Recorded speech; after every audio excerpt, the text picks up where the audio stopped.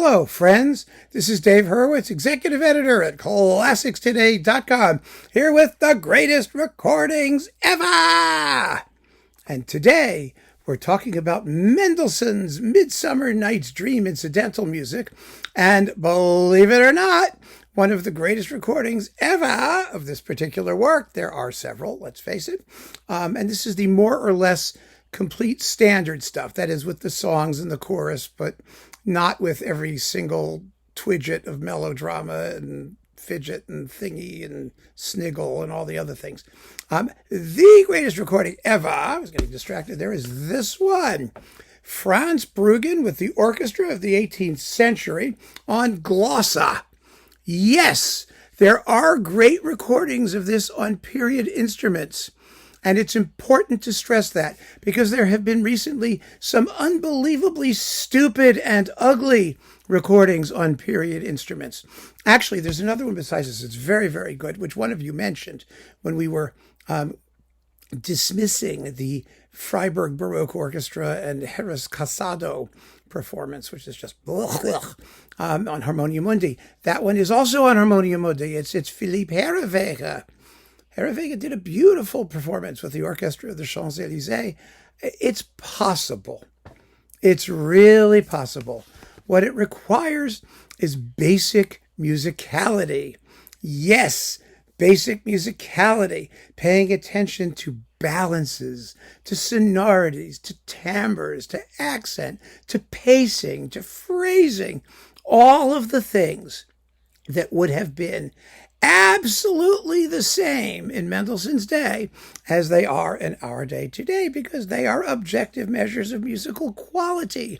They are not the result of some bizarre use of period instruments and the desperate desire to make strange and screechy and different sounds at all costs. And that is the beauty of this performance. It's not that it sounds like a performance on modern instruments. It doesn't, not at all. It's that it's a wonderful interpretation, a masterful interpretation, arising naturally from the sound of the instruments applied to the basic tenets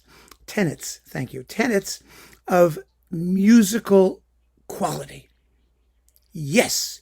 And what do I mean by this? Well, take the overture. The opening woodwind chords are beautifully tuned. The violins come in. Yes, it's a small violin section, but they play with warmth. They with the romantic ardor. Ya da da da, ya da da da da da da. I mean, it's not. And the elfin music, has wonderful detail and point. Brüggen's tempo is notably slow. It's like slower than Klemper. It's slow, but it doesn't sound slow because the music is it's never going to sound slow unless you're insane.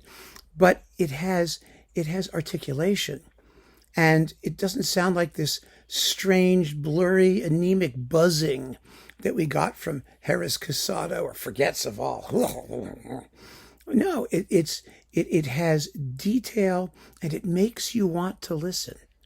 It forces you to listen. It draws you in to the atmosphere and the drama. And this overture does not have to be played like some sort of virtuoso speed vehicle for a violin section, which is the way these people are doing it. You know that back in Mendelssohn's day, when this was extremely difficult music and orchestras were not nearly the quality that they are today, generally speaking, that they were very unlikely to have played it at that tempo. Very unlikely. And if they did, it would have been a mess. I mean, obviously nobody was there. We can't say for certain, but we can surmise pretty clearly. And what's more, if you're going to use period instruments and you like them, instead of, hating the sound they make and trying to get rid of it as quickly as possible, then yes, take your time. Let people soak in the interesting differences in timbre and sometimes balance that you can achieve, and savor it. and make it beautiful. That's the point, right? That's the whole point of using this particular approach. And so the overture, I think, is just glorious. And it's glorious because it gives us time to savor the timbral differences while enjoying all of the musical qualities that Brüggen brings to the exercise. And it's true with, so it goes with the rest of it. The scherzo is fleet, but not desperate. The flutist doesn't sound like they're going to pass out before the end. It's really nice. And the balances are right. The balances are beautiful. The nocturne is soulful with a lovely horn solo.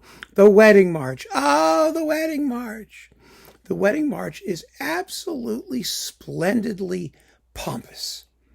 I mean, it's amazing how tinny and insignificant it sounds in the hands of some of these other period people. Here it sounds grand, and it's big, and it's a major statement, and it should be. It's like the climax of the play. It's a wedding march too. It's just a beautiful, beautiful performance.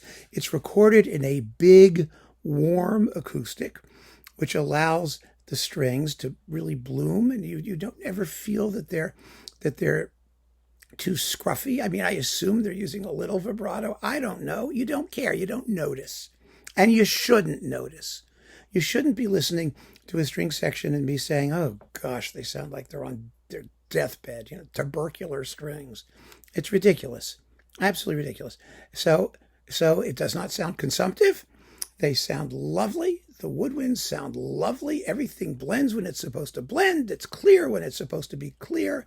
And the tempos and the interpretation is, they're different enough so that you can give credit to Brüggen for having character and personality and investing the music with his own personal vision rather than the cumulative effect of just using a bunch of strange instruments played with no particular care. I really can't stress this enough.